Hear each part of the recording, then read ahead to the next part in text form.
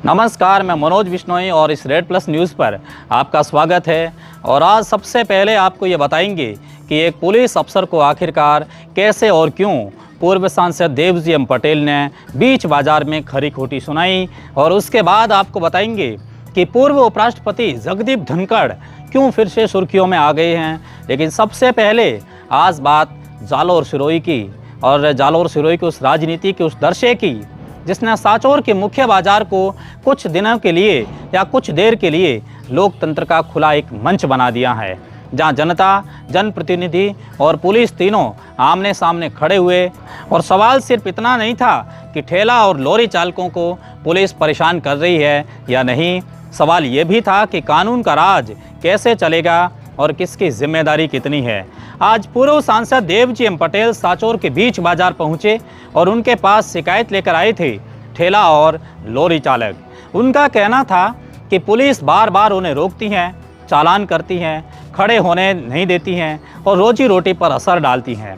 गरीब आदमी की गाड़ी चलती है तो घर में चूल्हा जलता है, और जब गाड़ी ही खड़ी करा दी जाए तो फिर परिवार की रोटी भी रुक जाती हैं। और इसी पीड़ा को लेकर वे पूर्व सांसद के पास पहुंचे, और फिर जो हुआ वे राजनीतिक संदेश भी था और प्रशासन के लिए चेतावनी भी थी। देवजी एम पटेल ने मुख्य बाजार के बीचों बीच, यानी कि सांचौर के मुख्य बाजार के बीचों बीच डिप्टी जयराम मुंडेल को बुलाया। खुलेआम कहा कि पुलिस से चोर तो पकड़े नहीं जा रहे, लेकिन ठेले और लॉरी वालों को परेशान किया जा रहा है, खुलेआम परेशान किया जा रहा है, दुकानदारों के कहने पर उन्हें परेशान किया जा रहा है। उन्होंने साफ शब्दों में कहा कि मैं ज़िद पर आना नहीं चाहता, लेकिन अगर मजबूर किया गया तो सड़क जाम कर दूंगा और आप जो भी हो कर लेना, मुझे कोई फ़र्क नहीं पड़ता। यह बयान सिर्फ एक संवाद नहीं था, यह बयान एक राजनीतिक दबाव की भाषा थी, ये एक जनप्रतिनिधि का आक्रोश था और शायद एक रणनीति भी थी। अब सवाल यह है कि क्या देवजी एम पटेल ने सही किया या गलत किया। अगर पुलिस सचमुच गरीबों को सताती है, यदि किसी के इशारे पर कार्रवाई होती हैं, तो आवाज़ उठाना गलत नहीं है। लोकतंत्र में चुना हुआ जनप्रतिनिधि जनता की आवाज़ होती हैं, और जब जनता कहती है कि उसे न्याय नहीं मिल रहा है, तो जनप्रतिनिधि का कर्तव्य है कि वे आगे आएं और जनता को न्याय दिलाएं। लेकिन लोकतंत्र में आवाज़ उठाने का एक तरीका भी उतना ही महत्वपूर्ण है जितना मुद्दा होता है। सांचौर का मुख्य बाजार, और जहां हर दिन हज़ारों लोग आते जाते हैं, जहां व्यापारी अपनी दुकानें खोलते हैं, जहां स्कूल जाने वाले बच्चे, अस्पताल जाने वाले मरीज़ और रोज़मर्रा का सामान लेने वाले नागरिक गुजरते रहते हैं। और अगर कोई सड़क पर अपना ठेला खड़ा कर दें, अगर हर मोड़ पर लॉरी अतिक्रमण कर दें, तो क्या आवाजाही संभव होगी? क्या एम्बुलेंस पर समय पर निकल पाएगी? और क्या अग्निशामक यंत्र रास्ता पा सकेगा? क्या आम नागरिक सुरक्षित महसूस कर पाएगा? यही वह दूसरा पहलू है जिस पर सवाल उठ रही हैं। क्या जनहित के नाम पर अतिक्रमण को संरक्षण देना सही है? क्या पुलिस की हर कार्रवाई को उत्पीड़न मान लेना उचित है? या फिर सच कहीं बीच में है, जहां गरीब की मजबूरी भी है और शहर की व्यवस्था भी है? और आप देखिएगा, प्रशासन का काम है कानून व्यवस्था लागू करना, और अगर सड़क पर अवैध कब्जा है तो उसे हटाना ही पड़ेगा। लेकिन प्रशासन का ये भी कर्तव्य है कि वैकल्पिक व्यवस्था जनता को देनी चाहिए। रेहड़ी और पटरी के लिए या पटरी वालों के लिए निर्धारित स्थान हो, लाइसेंस की पारदर्शी प्रक्रिया हो, रोज रोज की कथित वसूली या दबाव की शिकायतें खत्म होनी चाहिए। अगर व्यवस्था स्पष्ट होगी तो टकराव भी कम होगा। देवजी एम पटेल का बाजार में खड़े होकर डिप्टी जयराम को बुलाना, ये एक प्रतीकात्मक शक्ति प्रदर्शन भी था। संदेश ये है कि वे अभी भी क्षेत्र की राजनीति में प्रभाव रखते हैं, कि वे सड़क पर उतर सकते हैं और वे जनता के लिए कुछ भी कर सकते हैं। इस वीडियो में देखिए देवजी एम पटेल ने क्या कहा और क्या नहीं कहा। से यहाँ पे सबको परेशान कर रहे हैं, उसमें कोई पुलिस वाला परेशान करता है, कभी दूसरा प्रशासनिक अधिकारी परेशान करता है, मतलब क्या है क्या यहाँ? तो वीडियो को आपने देखा, लेकिन लोकतंत्र में असली खेल अभी बाकी भी है, और लोकतंत्र में शक्ति प्रदर्शन और समाधान दोनों में अंतर होता है। सवाल यह है कि क्या इस टकराव से स्थायी समाधान निकलेगा या फिर ये घटना कुछ दिनों की सुर्खियां बन करके रह जाएगी। एक और गरीब ठेला चालक है, और जिसकी रोज़ की कमाई 500 या 700 रुपये है, और इसमें से भी घर चलाना, बच्चों की फीस भरना, किराया देना। दूसरी ओर व्यापारी है जो कहता है कि दुकान के आगे ठेले खड़े हो जाने से ग्राहक अंदर नहीं पहुंच पाते हैं और हमें नुकसान होता है। और तीसरी ओर आम नागरिक है जिसे जाम में फंसना पड़ता है, और चौथी ओर पुलिस है जिसे कानून लागू करना है। और इन चारों के बीच संतुलन बनाना ही असली प्रशासन है, असली चुनौती भी है। अगर पुलिस सख्ती करती है तो उसे संवेदनशील भी होना पड़ेगा, और अगर नेता जनता के साथ खड़े होते हैं तो उन्हें व्यवस्था की जिम्मेदारी भी समझनी होगी। सड़क जाम की चेतावनी देना आसान है, लेकिन जाम में फंसे मरीजों की जिम्मेदारी कौन लेगा? अगर कानून का डर खत्म हो जाए तो शहर का स्वरूप क्या होगा? ये हम सब की भूमिका है और हम सबको समझना चाहिए। आज की इस घटना ने दो तस्वीरें सामने रख दी है। पहली तस्वीर यह है कि एक जनप्रतिनिधि जो गरीबों के साथ खड़ा दिखता है, और दूसरी तस्वीर एक शहर जिसकी सड़कों पर पहले ही भीड़ और अतिक्रमण का एक दबाव है।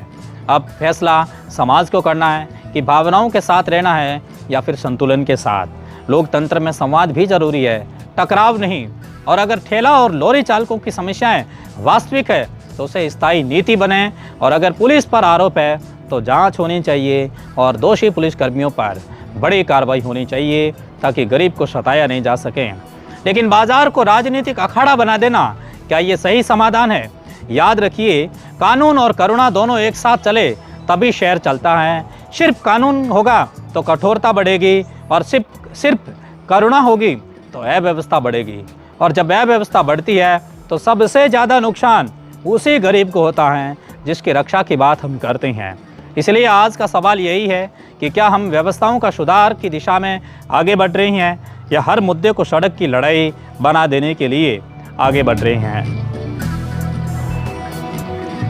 क्या प्रशासन संवाद का रास्ता चुनेगा, और क्या जनप्रतिनिधि संतुलन का उदाहरण पेश करेंगे?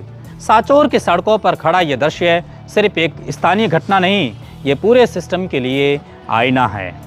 और आज की दूसरी सबसे बड़ी खबर है कि पूर्व उपराष्ट्रपति जगदीप धनखड़ एक बार फिर हिंदुस्तान के अंदर चर्चा में है। उपराष्ट्रपति पद से इस्तीफा देने के बाद वे राजस्थान में फिर से सक्रिय है। कल ही उनकी तस्वीर पूर्व मुख्यमंत्री अशोक गहलोत के साथ राजभवन से सामने आई थी, और इसके बाद किशनगढ़ विधायक व कांग्रेस के जिला अध्यक्ष डॉक्टर विकास चौधरी के छोटे भाई की शादी में पूर्व उपराष्ट्रपति जगदीप धनखड़ पहुंचे। आज उनका एक वीडियो राजस्थान के किसी ग्रामीण अंचल से सामने आया है, जिसमें वे ग्रामीणों के साथ में हंसी मजाक कर रहे हैं, किसानों के साथ में बातें कर रही हैं। वे किसानों को कह रहे हैं कि किसानों की लात कभी भी खाली नहीं जाती। अब इस लात का क्या मतलब है वे तो वे ही जाने, लेकिन धनखड़ का सक्रिय होना सुर्खियों को और भी मजबूत करता है, सुर्खियों का विषय बन गया है। उपराष्ट्रपति पद से इस्तीफा देने के बाद वे मीडिया के कैमरों से दूर रहे थे, और किसी भी मीडिया से उन्होंने कोई भी तरीके से बातचीत नहीं की, लेकिन एक बार फिर से वे सक्रिय नजर आ रहे हैं। आज आखिर में आपको बताते हैं कि आस्था जब उमड़ती हैं तो वे किसी भी भीड़ से बड़ी हो जाती हैं। गांव बूट जैतमाल में स्थित अंकड़ेश्वर मंदिर से निकली भव्य कलश यात्रा ने आज इतिहास रच दिया है। सिर पर श्रद्धा का प्रतीक कलश, और होठों पर मंगल गीत, और कदमों में अटूट विश्वास, और 500 से अधिक महिलाएं पारंपरिक वेशभूषा में सुसज्जित होकर जब मंदिर प्रांगण से निकली तो ऐसा लगा कि मानो पूरा गांव धर्म की एक धारा में बह निकला। उनके साथ बड़ी संख्या में पुरुष श्रद्धालु भी जयकारे के साथ में शामिल हुए। हर हर और जय जय के उद्घोष से वातावरण भक्ति में होकर के गूंज उठा, और यह सिर्फ एक यात्रा नहीं थी, यह संस्कृति की चलती फिरती तस्वीर थी। यह उस परंपरा का जीवित प्रमाण थी जो पीढ़ियों से गांव की आत्मा में बसती नजर आई। कलश यात्रा पूरे गांव में भ्रमण करती हुई जब गलियों से गुजरी तो घरों की चौखट से पुष्प वर्षा हुई, और बच्चों की आंखों में उत्सुकता थी, और बुजुर्गों के चेहरे पर संतोष की एक झलक भी थी। हर कदम के साथ आस्था और विश्वास की ऊर्जा पूरे क्षेत्र को भक्तिमय बना रही थी। और अंततः यात्रा पूरे मंदिर के प्रांगण में पहुंची, जहां सामूहिक प्रार्थना के साथ गांव की सुख शांति समृद्धि और जन कल्याण की कामना की गई। आज धोरेमना और गुड़ामालानी के इस क्षेत्र बूट जैतमाल ने साबित कर दिया कि आधुनिकता की दौड़ में भी हमारी जड़ें मजबूत है, हमारी संस्कृति जीवित है, और जब समाज एकजुट होता है तो वह केवल आयोजन नहीं करता बल्कि एक संदेश देता है, एकता का, विश्वास का, और सनातन की परंपराओं की निरंतरता का। और आज आखिर में जीवन से जुड़ी आपको गहरी बात और छोटी बात बताती हैं। सफलता कभी अचानक नहीं मिलती, वे हर दिन छोटे छोटे प्रयासों और असफलताओं से सीखे गए सबक और अटूट धैर्य का परिणाम होती हैं। जो व्यक्ति परिस्थितियों को दोष देने के बजाय खुद को बेहतर बनाता है, वही अंततः अपनी मंजिल तक पहुंचकर इतिहास रचता है। रेड प्लस न्यूज़ से जुड़ने के लिए बहुत शुक्रिया।